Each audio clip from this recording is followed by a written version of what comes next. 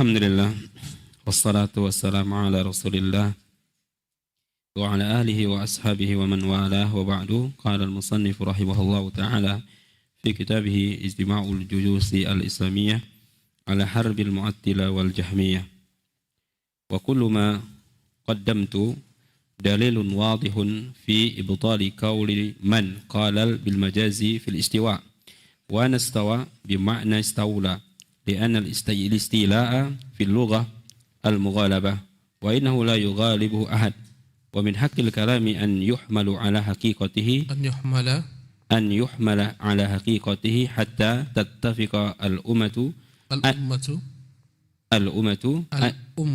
الأمة أنه أريد به المجاز إذ لا سبيل إلى اتباع ما أنزل إلينا من ربنا سبحانه وتعالى إلى على ذلك وإنما يوجه الكلام الله تعالى إلى أشهر والأظهر من وجوهه ما لم يمنع ذلك ما يجيب له تسليم ولو ساق ادعاء المجاز لكل مدع ما ثبت الشيء لكل مدع ما ثبت الشيء من ما ثبت شيء من العبادات وجل الله تعالى أن يخاطب إلا بما تفهمه العرب من معهود مخاطباتها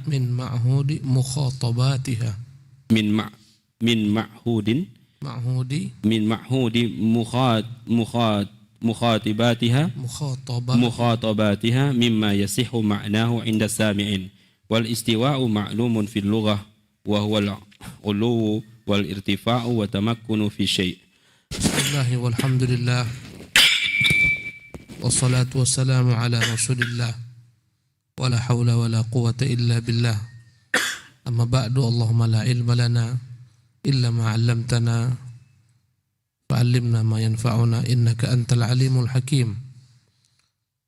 قال المصنف رحمه الله berkata Imam Ibnu Qayyim rahimahullah ketika menyebutkan perkataan ulama-ulama dari mazhab Malik ya sebelumnya perkataan Khalaf bin Abdullah al-Muqri al-Andalusi ketika dia menyebutkan tentang dalil-dalil Allah itu bersemayam di atas arasy-Nya wa kullu ma qaddamtu semua yang telah ku sebutkan terdahulu dalilun wadihun adalah merupakan argumentasi yang jelas fi ibtali qawli man qala bil majazi fil istiwa untuk membatalkan orang-orang yang mengatakan bahwasanya al-istiwa yang maknanya secara bahasa bersemayam, kata mereka itu hanyalah merupakan bahasa kiasan.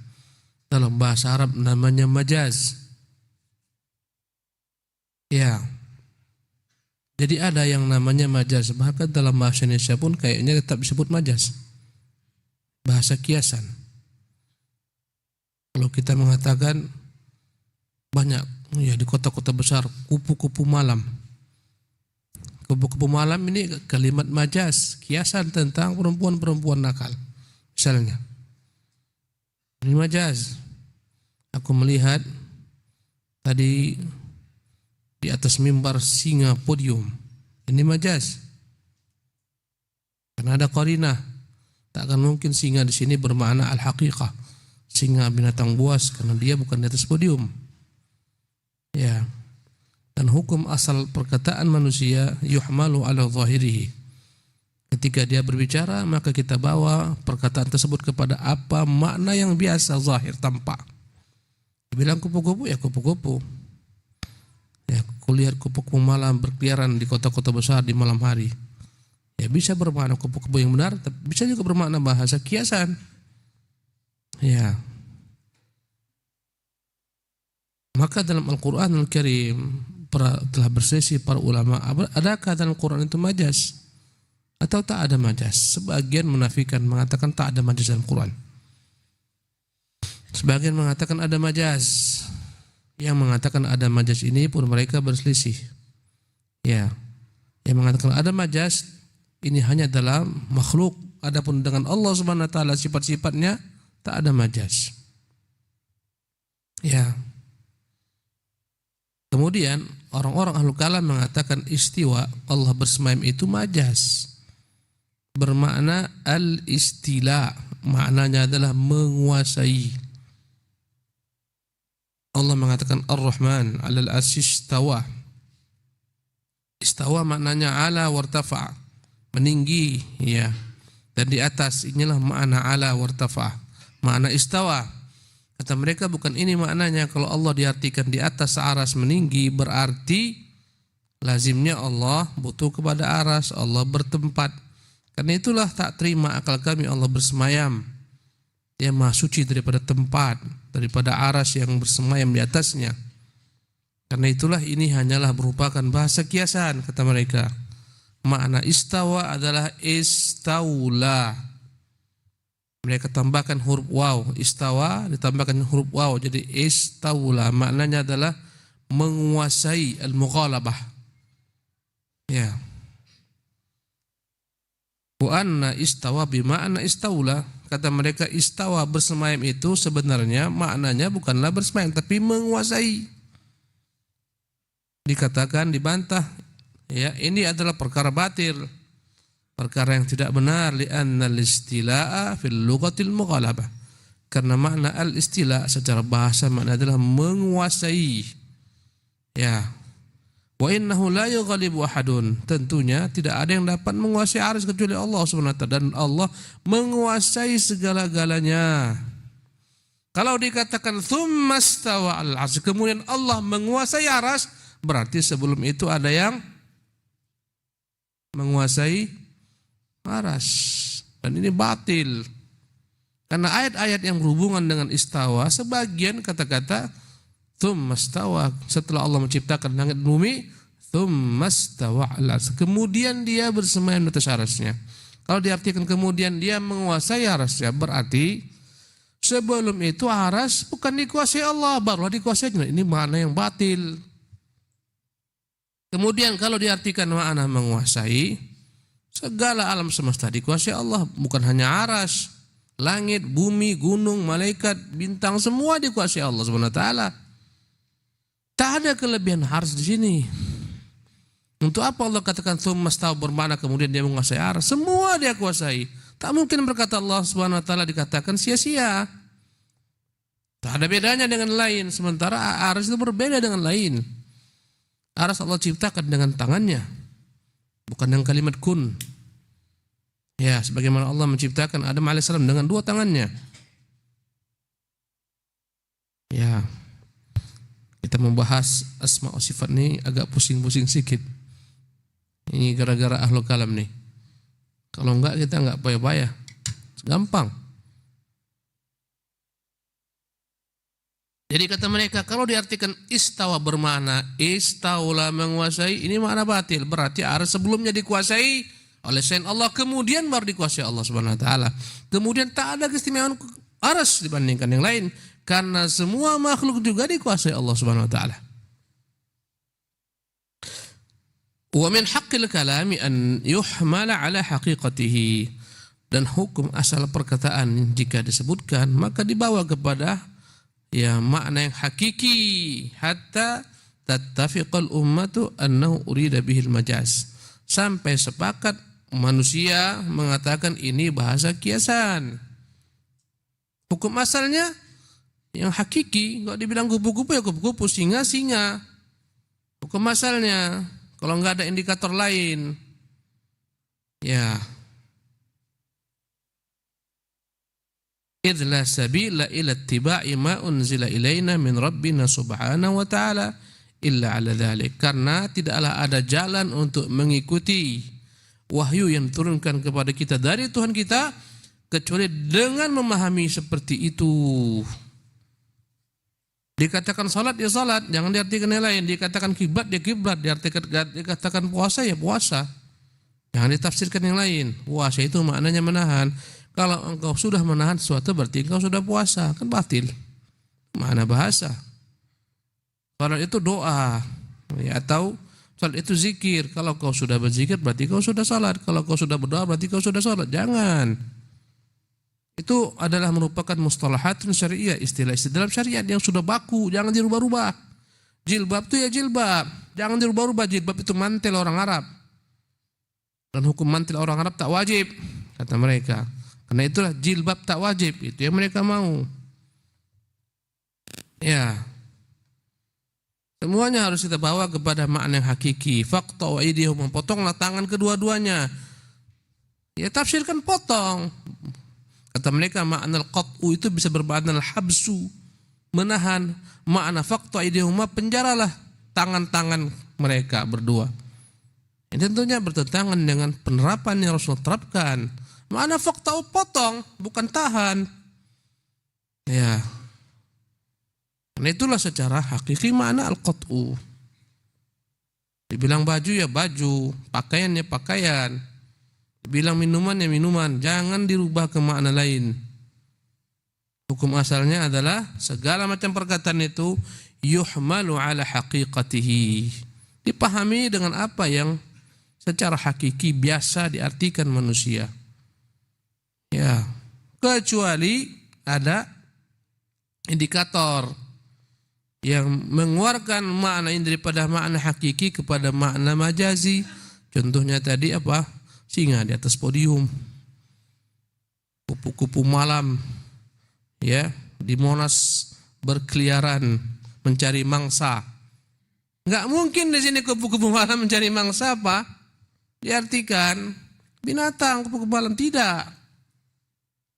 Ya, namanya adalah qarinah, indikator. Sampai ijma umat sepakat ini adalah makna majaz. Ya.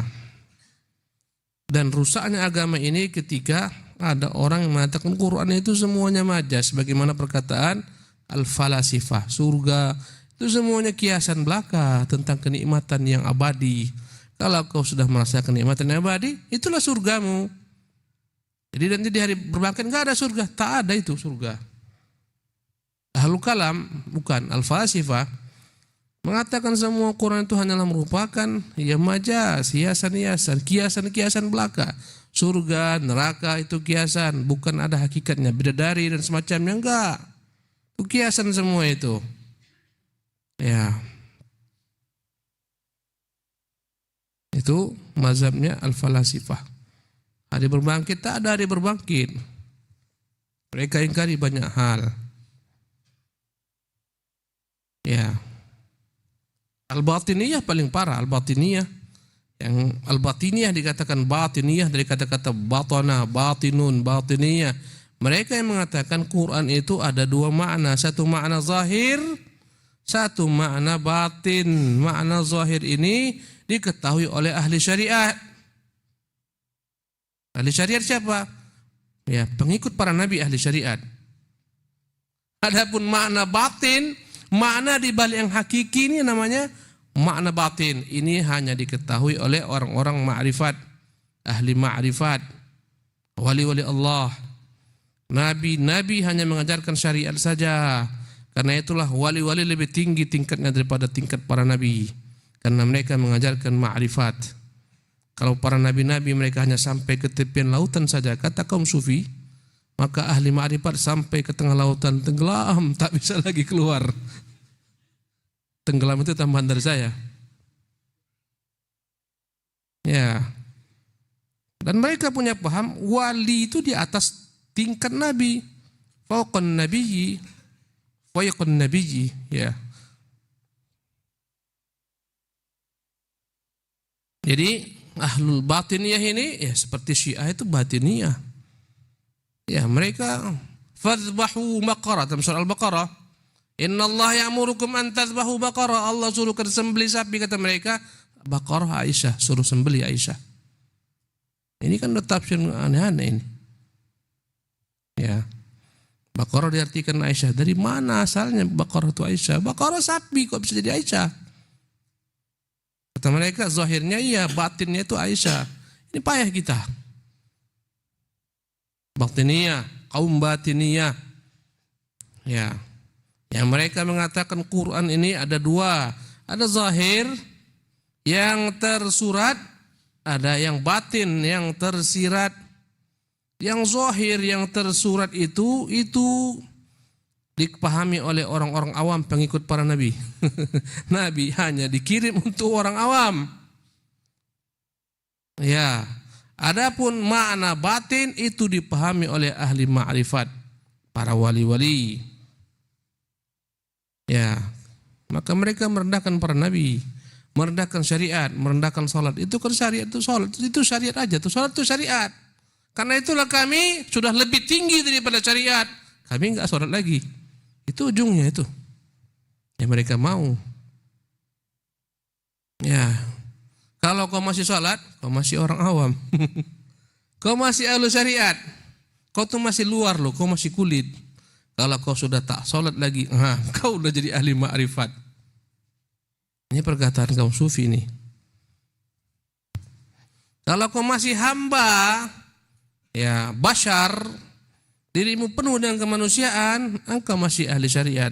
Tapi kalau kau sudah menyatu dengan Tuhan, naiklah kau ke jenjang ahli ma'rifat.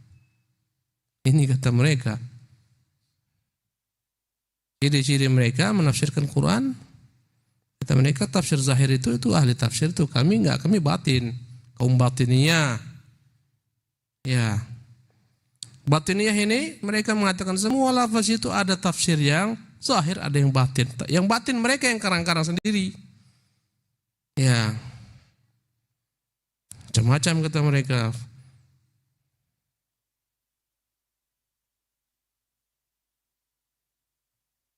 Kemudian makhluk kalam ini lebih mendingan. Walaupun mereka parah tapi mendingan dibandingkan al-falasifah. Lebih mendingan dibandingkan batiniyah. Kenapa mendingannya? Mereka hanya berkutat dalam asma dan sifat saja. Mereka yang mengatakan untuk nama dan sifat ini tak seperti ini maknanya. Zahirnya gitu, batinnya ini. Mendingan, tapi kemendingan mereka ini kekufuran. Karena mereka menolak ayat. Menolak ayat Allah Subhanahu wa taala. Mereka mendustakan firman Tuhan, mendustakan perkataan Nabi. Maka tidaklah perkara gampang. Kita lanjutkan. Jadi sudah makna majas ya, bahasa kiasan. Inna ma yuwajjahu kalamullah ta'ala ilal ashhari wal azhar min wujuhihi. Sesungguhnya perkataan Allah Subhanahu wa taala itu dihadapkan ketika kita dengar perkataan Allah kepada makna yang paling populer, makna yang paling zahir. Min wujuhihi, daripada perkataan-perkataan yang disebutkan. Malam yamna dzalika ma yujibu lahu taslib, kecuali andai kata ada yang menghalanginya. Ada indikator, ya. Ya. Ketika itulah baru kita palingkan maknanya daripada makna hakiki kepada makna majazi kalau ada indikatornya.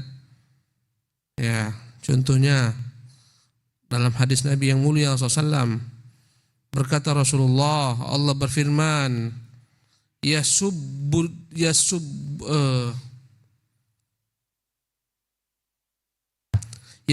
bani Adam ad-dahra wa ana ad-dahru ukawwirul laila 'ala an-nahar atau uqallibul laila wan nahar. Ya. Allah berfirman dalam hadis qudsi, anak Adam mencela ad-dahru az-zaman. Anak Adam mencela zaman, wa ana ad-dahru, akulah zaman. Ukawwirul laila atau uqallibul laila wan nahar. Aku yang memutarbalikkan siang dengan malam. Ahlus sunnah, jumhur ahlus sunnah mengatakan ad-dahru bukan nama Allah. Ad-dahru saya itu zaman, bukan. Ya, kecuali orang-orang zahiriyah. Jadi ahlus sunnah mengatakan ad-dahru daripada nama Allah, karena Allah mengatakan ad-dahru. Kata jumhur tidak, ad-dahru bukan nama Allah. Karena ada indikator. Kata Allah Subhanahu wa taala, uqallibul laila wan nahar atau qawirul lail 'alan nahar. Aku yang memutarbalikkan siang kepada malam. Ini menunjukkan maksud ad-dahru di sini adalah zaman ciptaan Allah Subhanahu wa taala. Ad-dahru artinya aku yang menciptakan zaman. Jangan cela zaman. Kau cela zaman, kau cela aku yang menciptakannya. Nah, maka di sini dipalingkanlah ad-dahru daripada nama Allah kepada makna yang lain, bukan nama Allah, tapi dia ad-dahru maksudnya akulah yang menciptakan zaman. Bukan akulah zaman itu, tidak. Zaman itu ciptaan Allah Subhanahu wa taala. Allah yang menciptakan zaman, bukan dia zaman. Karena ada indikator apa? Aku membolak-balikkan siang dan malam. Ya. Paham ya? Nyambung sedikit. Mohon maaf kalau agak bersedikit kajian kita ini. Kadang-kadang berat, kadang ringan. Lambat laun yang berat menjadi ringan karena diulang-ulang. Kayak kita ngangkat batu, awalnya berat. Tengok orang-orang Bintaraga tuh 200 kilo, ya awalnya berat, lambat laun biasa mereka. Menjadi enteng bagi mereka. Ini lambat laun pecah juga ini. Mudah juga insya Allah. Kalau terus kita ngikuti kajian, lambat laun ini menjadi cair. Awalnya beku. Apalah kata Ustaz itu, tak paham kami. Tapi dengar, lambat laun cair dia. Enggak percaya? Cobalah. Insya Allah paham nanti.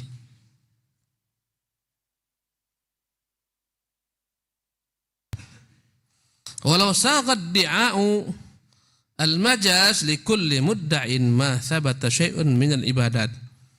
Kalaulah boleh setiap orang mengatakan ini majaz, ini bahasa kiasan, tak ada satupun ibadah yang dapat ditegakkan. Tidak salat, tidak zakat, tidak puasa. Kenapa? Ini bukan hakikat, ini majaz semua, habis. Tak ada lagi. Semua ibadah itu akan habis. Karena dia tafsirkan apa? Lain. Ini hakikatnya puasa, bukan ini. Ini zahirnya puasa, hakikatnya begini. Hakikat puasa itu adalah menahan diri daripada segala macam emosi, segala macam keinginan. Selama engkau sudah menahan dirimu, engkau sudah berpuasa, selesai. Ya, jadi dia makan. Kau nggak puasa? Aku puasa. Kau makan? Itu puasa secara zahir. Ini puasa batin nih. Rusak semua. Subhanallah. Kalaulah boleh setiap orang mengatakan ini majaz, habislah semua ibadah. Bahkan sebagaimana saya katakan kemarin, kalau semua dikatakan majaz, hancur urusan dunia ini, tak tegak urusan dunia. Kita suruh kepada anak kita, tolong kau belikan bawang, lain di bawahnya. Kau bilang bawang, itu kan bawang. Bahasa kiasannya bukan ini mak. Itu zahirnya bawang tuh. Ya, tapi bahasa lainnya, maksud mak tadi bukan bawang, apel. Ini aku beli apel nih. Hancurlah semua. Yang namanya bawang jelas, bawang itu ya bawang, apel, jangan dirubah-rubah. Allah mengatakan bersemayam ya bersemayam, jangan dirubah menguasai. Runyam jadinya. Subhanallah. Ya.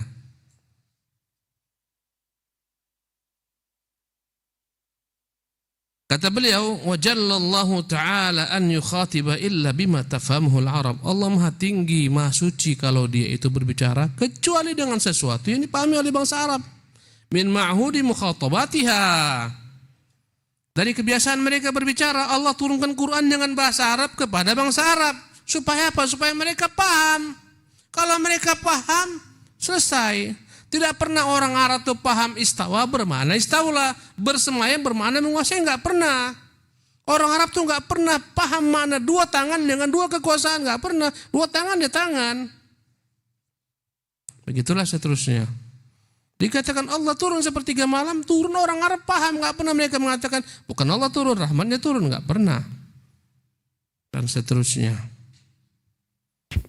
Inilah yang Allah katakan tentang kaum Yahudi. Yuharriful kalima an mawadhihi, mereka rubah-rubah kalimat dari tempat-tempatnya. Ini kerja Yahudi.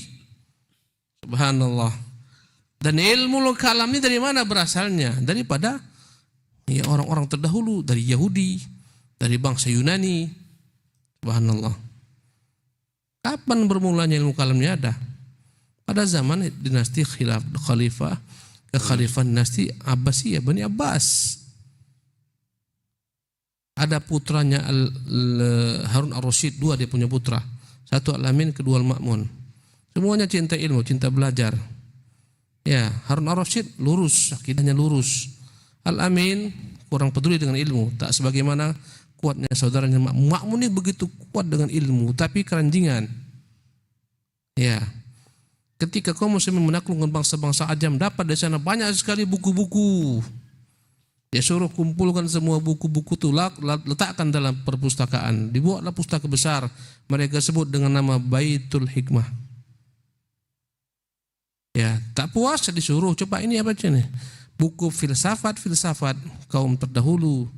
Ya, filsafat kaum Yunani, kaum Persia, kaum Romawi ya, disuruh terjemahkan ke dalam bahasa Arab. Penterjemahnya sebagian kaum Nasara. Ya, begitu giatnya penterjemahan besar-besaran, diberi upah setinggi-tingginya. Diterjemahkanlah buku-buku filsafat ini ke dalam bahasa Arab. Ya, filsafatnya Aristoteles, Aristo, filsafatnya Aflatun, terjemahkan ke bahasa Arab, dipelajari keranjingan dia. Ya, sampai akhirnya filsafat mencari Tuhan, mengenal Tuhan, sifat-sifat Tuhan. Akhirnya mulailah mereka mengembangkan akal mereka dalam memahami sifat-sifat Allah. Nggak bisa langsung kita pahami, harus dicerna akal dulu. Kalau nggak masuk akal, bukan itu maknanya. Bahaya kalau itu maknanya, resikonya kita bisa berbuat kesyirikan kepada Allah, bisa kafir kita. Kalau kita katakan Allah bersemayam berarti Allah bertempat. Kalau Allah diikuti tempat berarti dia makhluk. Kalau makhluk berarti kita menyembah makhluk. Bahaya, ini bisa menuju kekufuran. Karena itu harus ditakwilkan. Dari situlah berangkatnya. Inginnya tanzih, inginnya mensucikan Allah, akhirnya mereka tergelincir dalam ta'til dan tasbih, menyerupakan Allah dengan makhluk. Akhirnya menafikan sifat-sifat Allah Subhanahu wa taala. Berat bagi mereka mengimani perkataan Nabi, Tuhan kita turun sepertiga malam. Berat, kenapa? Akal mereka tak mencerna. Turun berarti resikonya pindah-pindah tempat. Itu sifat makhluk. Itu turunnya makhluk yang pindah-pindah tempat. Allah tak butuh tempat. Tak butuh kepada makhluk. Ghaniyun 'anil alamin. Maha kaya, tak butuh semua alam. Mana alam semua selain daripada Allah. Selain daripada Allah itu alam. Tempat itu masuk ke dalam alam. Allah enggak butuh tempat. Turunnya makhluk ya. Akhirnya tergelincirlah mereka, inginnya tanzih. Makna tanzih, ingin mensucikan Tuhan. Tergelincirlah mereka ke dalam tasbih, menyerupakan Tuhan dengan makhluk terlebih dahulu. Oh, berarti Tuhan itu turun seperti kita. Bahaya. Dari tasbih, natijah terakhirnya, ujungnya sama dengan ta'til, ditolaklah sifat turun. Tak ada Allah turun, tak ada Allah datang, tak ada Allah bersemayam, tak ada Allah punya wajah, tak ada. Inilah kerja ahlul kalam. Subhanallah. Dikatakan pula dalam sebagian orang-orang yang namanya ahlu sunnah itu, yang akidahnya Asy'ariyah, Maturidiyah, itu namanya ahlu sunnah. Kalau kita menetapkan Allah di atas arsy, itu bukan ahlu sunnah, itu akidahnya Wahabi. Entah dari mana datangnya. Ini dari Quranul Karim, ini dari para sahabat, ini dari para tabi'in, tabi'ut tabi'in, imam mazhab. Ini semua buku membahas itu. Udah berapa masa kita membahas ini? Udah halaman 229. Itu semua kita bahas. Dari perkataan para nabi, perkataan Nabi Muhammad SAW, perkataan para sahabat, perkataan tabi'in, tabi'ut tabi'in, imam yang 4. Sekarang sudah sampai kepada imam yang kedua, Imam Malik, kepada pendapat pengikut-pengikut mazhab Malik. Ini masih banyak lagi nih. Satu buku tebal nih untuk menolak mereka semua. Subhanallah. Ya, lantas dibilang itulah akidah Wahabi itu, tak pakai otak kaum Wahabi itu. Subhanallah. Ya. Masa dikatakan Tuhannya itu bersemayam. Ya, mengatakan Tuhan bersemayam sama dengan kaum Nasara mengatakan ku angkat Isa. Yang mengatakan Allah mengangkat Isa itu Allah sendiri. Subhanallah. Tempatkan di sisi itu, kata kaum Nasara. Kita tak mengatakan ditempatkan di sisi samping Allah SWT, enggak. Tapi Allah mengatakan, ya, dalam Al-Quranul Karim tentang Isa bin Maryam, ya, barrafa'ahullahu ilaihi, tetapi Allah angkat Isa kepada Allah SWT, kepadanya. Diangkat tuh ke atas, menunjukkan Allah di atas. Ya. Kembali kepada hal ini. Ya, kata mereka, dan Allah Maha Suci, Maha Tinggi untuk berbicara kepada bangsa Arab kecuali dengan bahasa yang mereka kenal. Kata Allah, inna anzalnahu Qur'anan Arabiyyan, kami turunkan dia dalam bahasa Arab, Quran dalam bahasa Arab. La'allakum taqilun, agar kalian bisa memahaminya. Ya. Tak akan mungkin kepada bangsa Arab turunkan Quran pakai bahasa Karo, enggak mungkin. Atau bahasa Jawa. Ya, nggak mungkin. Pasti bahasa Arab. Ya. Subhanallah. Kalau muncul pertanyaan, kenapa bahasa Arab? Tapi Islam untuk seluruh agama dunia. Kita katakan itu bahasa Allah pilih. Tanyalah kepada Allah Subhanahu wa taala. Tapi hikmahnya segudang. Dengan bahasa inilah kita mengikat agama kita. Pemahaman agama kita. Bahasa itu berkembang, bergeser. Semua bahasa bergeser. Sekarang aja sudah banyak anak nggak paham bahasa orang sekarang. Bahasa gaul, BT lah, BT ya. Udah berubah maknanya, udah nggak banyak. Bahasa anak gaul sekarang nggak paham kita. Ya, dulu nggak pernah kita dengar bahasa-bahasa gitu, aneh-aneh. Ya, apalagi bahasa gaulnya. Lebay. Lebay. Lebay. Banyak, Masya Allah. Banyak anak-anak kita kadang-kadang nggak paham apa yang mereka maksudkan tuh. Bergeser. Kalaulah Islam tuh bergeser, bahasanya bergeser, habis Quranul Karim. Hancurnya kaum Nasara, kaum Yahudi, kitab suci mereka itu tak terpelihara. Bahkan mereka pun tak tahu bahasa apa aslinya Quran, kitab Taurat dan Injil mereka turun pakai bahasa apa, nggak tahu. Yang ada itu terjemahan. Yang namanya terjemahan itu bukanlah dia. Terjemahan Quran bukan Quran. Quran itu kalamullah. Terjemahan yang mendekatkan kepada makna. Ya. Jadi hikmah kenapa dengan bahasa Arab? Tertanya Allah Subhanahu wa taala mengapa bahasa Arab. Tapi yang jelas ini menyatukan Quran. Tetap terjaga keorisinalannya, tetap terjaga pemahaman lurusnya. Bahkan seluruh bahasa Arab meski dirusak dengan bahasa amiyah, tapi ada bahasa yang aslinya fusah diikat dengan Quran. Kalau enggak ada Quran habis semua. Dan para ulama-ulama nahwu seperti Sibawai dan lain-lain, ya, mereka itu dari Quran dibuatlah kaidah. Kaidah ini tak akan pernah berubah selama-lamanya kecuali kalau Quran berubah. Pemahaman terhadap Quran ini akan utuh selama-lamanya. Subhanallah.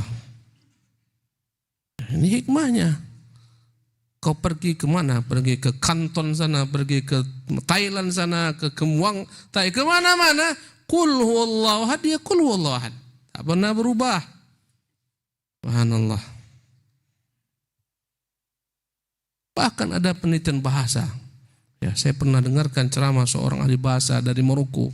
Kesimpulannya bertahun-tahun dia meneliti bahasa, akar semua bahasa itu dari bahasa Arab. Dia buktikan dengan berbagai macam kata-kata, kosakata yang terdapat dalam bahasa Inggris, dalam bahasa Perancis, akarnya dari bahasa Arab. Dalam bahasa Arab ini, makanya kita belajar bahasa Arab, semangat lagi. Ini bahasa Arab sebentar, ramai pengikutnya, 50 orang daftar, sebulan tinggal 5 ekor. Tak pandai-pandai lah. Subhanallah. Semarak awalnya aja semangat. Semangat terus. Ya. Kata beliau, bima tafhamul arabu min ma'huri mukhatabatiha mimma yasihu ma'nahu inda sami'in.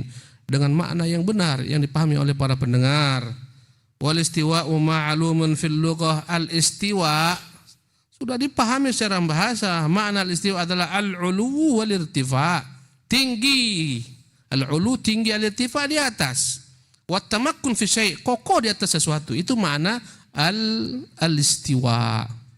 Al-ulu wal irtifa' wa tamakkun, tak goyah, tak kokoh. Di atas, tinggi, tak goyah, tegar. Itu makna secara bahasa al-istiwa.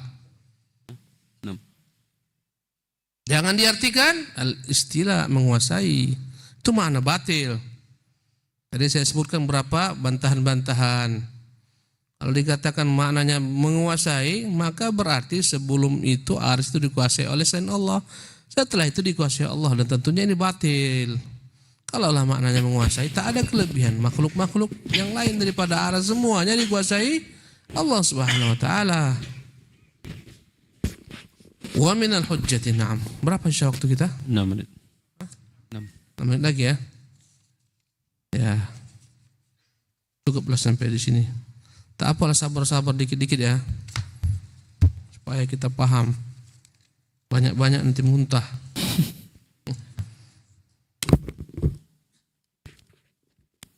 Ustadz, pertanyaan as-salafu aslam.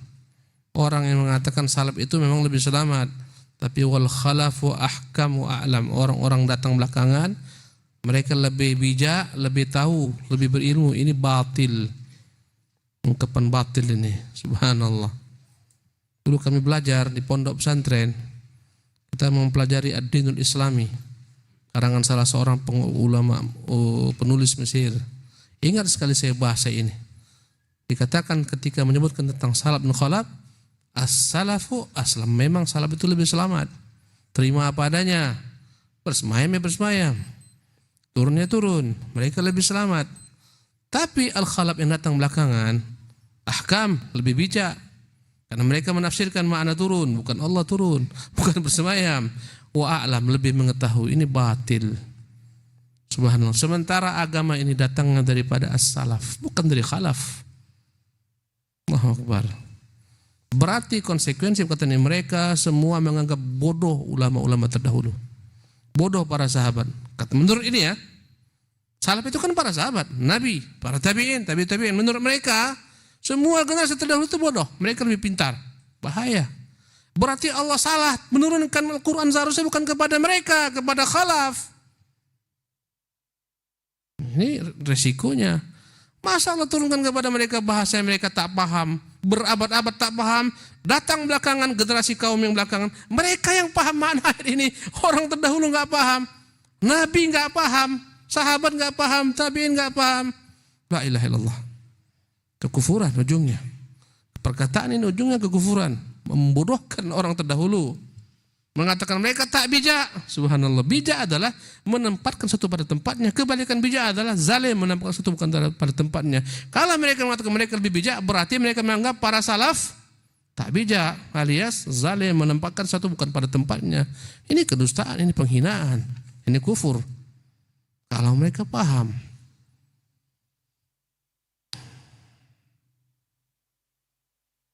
Bagaimana dengan sebagian orang yang sering merutinkan zikir berikut ini? La ma'buda illallah, la mawjuda illallah, la apa lagi?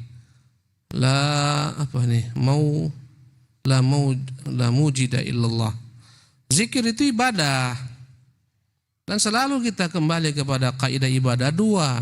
Pertama ada contoh, yang kedua ikhlas. Tak ada Nabi berzikir sekalipun la ma'buda illallah, tak ada. Ya, tapi Nabi berzikirnya la ilaha illallah, subhanallah, alhamdulillah, Allahu akbar, la haula wala quwwata illa billah. Bahkan mereka berzikir la maujuda illallah, tidak ada yang wujudnya kecuali Allah. Ini bahaya. Tak ada yang wujud kecuali Allah, berarti semuanya Allah. Tak ada yang wujudnya kecuali Allah, berarti semuanya Allah. Ini pemahaman yang batil. Maka tak usah garang-garang zikir. Zikir itu sudah baku, ikuti saja. Zikir itu adalah puji-pujian, dan Nabi lebih mengenal bagaimana cara memuji Tuhannya. Ikuti dia. Salawat itu ibadah. Nabi lebih tahu bagaimana mengajarkan kita bersalawat kepadanya. Jangan karang-karang dengan salawat yang baru. Kurang puas kau dengan salawat Nabi, ku karang salawat baru. Ku sebut namanya salawat nariyah, salawat badriyah. Ini orang tak puas dengan syariat Rasulullah SAW.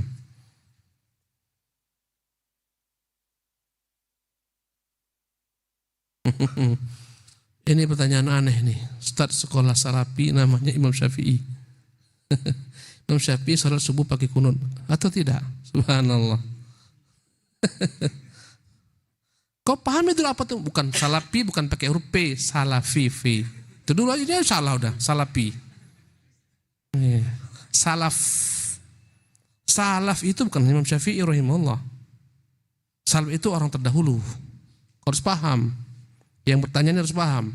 Salaf secara bahasa mimman taqaddamaka fis sinni. Orang terdahulu yang lebih tua daripadanya umur itu salaf secara bahasa. Kebalikannya khalaf yang lebih muda daripadamu yang datang belakangan. Adapun salaf secara istilah adalah nabi, para sahabat, para tabi'in, para tabi'ut tabi'in, imam yang empat. Ini semuanya salaf. Bukan hanya Imam Syafi'i seorang, kau harus paham. Subhanallah. Imam Syafi'i mazhabnya salaf pasti. Karena mazhab salaf itu dalam bab i'tiqad, akidah, usul. Adapun dalam furu, cabang-cabang masalah, kunut itu cabang masalah. Bukan akar daripada Islam, itu cabang-cabang masalah. Dan ada hadis-hadis mengenai kunut, berbeda mereka dalam menafsirkan kunut, sebagai hadisnya hadis yang tak sahih, hadisnya tak benar. Ini ada apa anak-anak ini?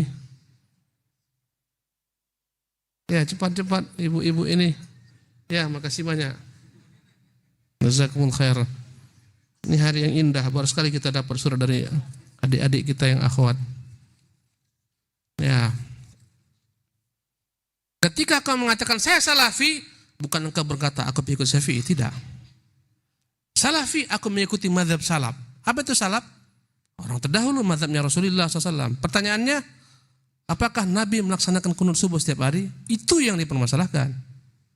Mana keterangannya? Ada Ustaz, hatta yufariq dunya. Ya, Nabi SAW terus mengerjakan sampai dia meninggal ke dunia. Kalaulah makna kunut ini sebagaimana dibuat orang sekarang sampai Nabi meninggal, Nabi membacanya, tak akan ada perselisihan. Pasti mutawatir semua sahabat.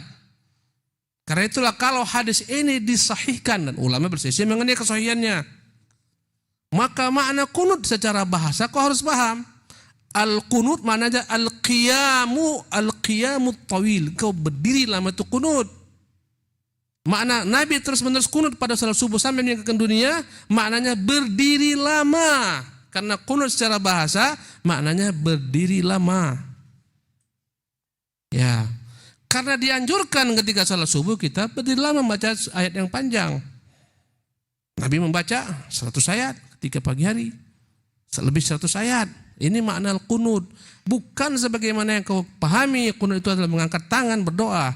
Bahkan kalau mau jujur, tak pernah Syafi'i rahimahullah mengajarkan kunut itu, ya tak pernah Nabi SAW mengajarkan kunut subuh itu dengan bacaan Allahumma hdina fi man hadait. Tak ada. Itu hadisnya sahih daripada Hasan bin Ali dibaca ketika kunut witir, bukan kunut subuh. Kenapa kau pakai pada kunut subuh? Bahkan dalam kalangan Syafi'iyah pun berbeda pendapat. Ini Syafi'i mana mau ikutin ini? Kapan kunut ini dikerjakan? Apakah sebelum ruku atau setelah ruku? Ada dua pendapat. Bacalah buku-buku Syafi'iyah. Ada yang mengatakan dibaca sebelum ruku. Ya, berarti setelah baca Fatihah, baca surat, langsung membaca kunut. Ada yang mengatakan enggak, tapi setelah ruku. Subhanallah. Karena ada dua riwayat mengenai kunut, ada dua riwayat. Ada yang menyebutkan dibaca setelah ruku, ada yang menyebutkan dibaca sebelum ruku. Karena itu ulama pun berselisih. Kemudian mereka pun berselisih, apakah kunut dengan mengangkat tangan atau tidak mengangkat tangan. Syafi'iyah sebagian mengatakan mengangkat, sebagian mengatakan tidak mengangkat. Dalam Syafi'iyah saja sudah ada perselisihan. Jadi jangan dianggap Salafi katanya ikut Syafi'i, berarti enggak kunut ikut Syafi'i. Subhanallah. Berarti tidak Salafi dong. Tidak. Subhanallah. Saya beri contoh, ya. Apalah contohnya? Para ulama-ulama itu kadang-kadang mereka berbeda pendapat antara guru dan murid. Dalam perkara sepele, perkara-perkara hukum tertentu mereka berbeda pendapat. Saya berikan contoh, siapa guru Imam Syafi'i? Malik. Datang seorang Arab Badui bertanya, ya Imam, apakah kira-kira istriku telah dianggap jatuh talak karena aku bilang dia, kalau engkau tidak secantik rembulan wajahmu maka engkau kutalak. Jatuh enggak talaknya? Kata Malik, jatuh. Karena istrimu tak secantik rembulan. Rembulan lebih cantik pada istrimu.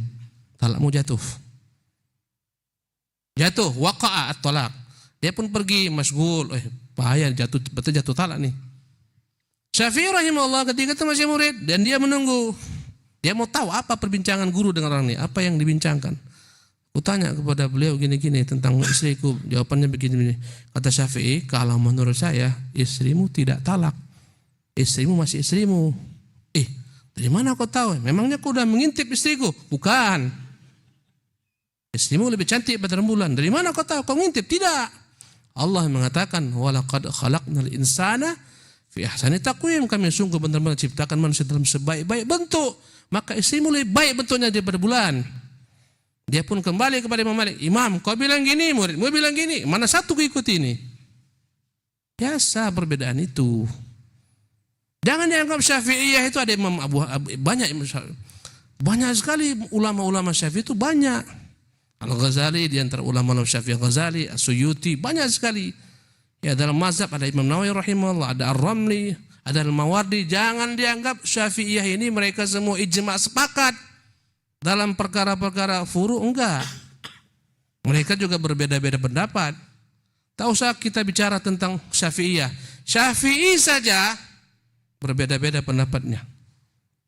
Kau ikut Syafi'i yang di mana ini? Yang ketika di Mesir atau ketika dia di Baghdad? Ketika di Mesir, dia punya pendapat yang baru namanya Qaulun Jadid. Ketika dia di Baghdad punya pendapat yang lama namanya Qaulun Qadim. Kau ini ikut yang mana? Syafi'i yang mana? Syafi'i di Baghdad atau Syafi'i di Mesir? Atau Syafi'i yang di Batam? Maka luaskanlah masalah. Luaskan ilmu supaya kita tak sempit dalam berpikir. Jadi enggak boleh kita mengatakan pondok kita pondok Imam Syafi'i kalau kita enggak kunut, enggak boleh. Subhanallah. Ulama Syafi'iyah pun tak sepakat tentang kunut itu sendiri. Kapan dilakukan, mengangkat tangan atau tak mengangkat, enggak baca, enggak percaya tuh baca. Baca buku-buku ulama Syafi'iyah. Udah azan nih. Ya. Ini saya baca ini karena udah payah-payah mereka kirim dari atas. Ustadz ini terakhir ya, izinkan saya hari ini agak terlambat sedikit kita sholatnya. Ustadz, apa hukumnya suami sering memuji wanita lain di depan istrinya? Pujilah istrimu. Jangankan wanita lain, saya bilang ya, kau jangan puji istrimu yang satu di hadapan istrimu yang lain. Istrimu aja tak boleh kau puji. Kalau kau punya 2, 3, 4 istri, jangan kau puji satu di hadapan lain. Si fulana mantap deh. Jangan. Apalagi yang tak halal bagimu. Ya. Tapi wanita itu harus evaluasi. Kadang-kadang ini cara suami mengingat perempuan itu supaya mau mengevaluasi diri. Ya. Dipuji-pujinya si A, tak ada pada istrinya. Maka seharusnya dia merenung, memang mungkin tak ada pada aku ini. Aku harus adakan nih. Masya Allah, fulana itu rapi. Oh berarti kau tak rapi, kau harus rapikan dirimu. Evaluasi. Berprasangka baiklah. Ya, dengan demikian akan kau bisa mengevaluasi kesalahanmu.